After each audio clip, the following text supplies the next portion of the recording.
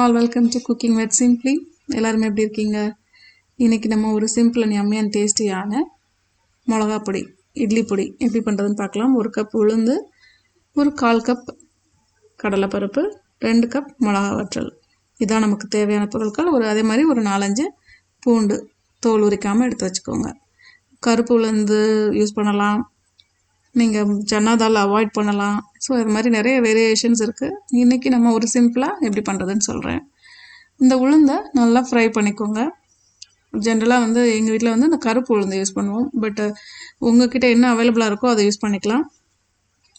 நம்ம கருப்பு உளுந்து, கருப்பு எள், இந்த காஷ்மீரி சில்லி, அது மாதிரி என்னெல்லாம் நீங்கள் மாற்றுறீங்களோ அதுக்கேற்ற மாதிரி தான் இந்த பொடியோட கலரும் இருக்கும். ஸோ இப்போ நம்ம அதை ஒவ்வொன்றா ஃப்ரை பண்ணி ஒரு பிளேட்டில் போட்டு வச்சுடுங்க. ஸோ தட் அது ஆறுனதுக்கப்புறமா நம்ம பவுடராக திரிக்கிறதுக்கு கரெக்டாக இருக்கும். 1 கப் இப்போ உளுந்து வறுத்தாச்சு. இப்போ 1/4 கப் சன்னா தால், அதை கடலைப்பருப்பையும் நம்ம ஃப்ரை பண்ண போகிறோம். இது ஆப்ஷனல் தான். உங்களுக்கு கடலைப்பருப்பு வேணும்னா கடலைப்பருப்பு ஆட் பண்ணிக்கலாம்.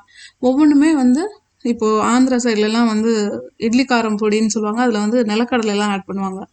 ஸோ அதனால் அது நம்மளோட விருப்பம் தான். உங்களுக்கு கூட குறைச்சி இல்லைன்னா ரெண்டுமே ஈக்குவலாக எடுத்துக்கலாம், உளுந்தையும் கடலைப்பருப்பையும். ஸோ அது எல்லாமே உங்களோட ஆப்ஷனல், உங்களோட சாய்ஸ் தான் அது எல்லாமே.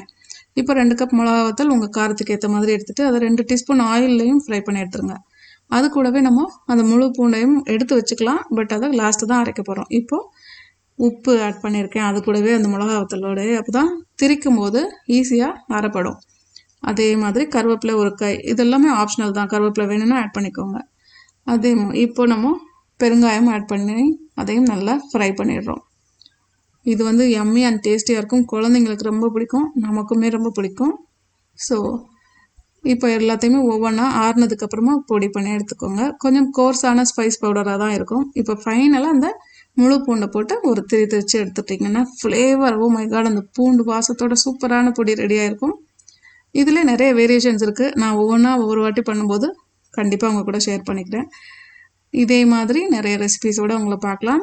See you, bye bye.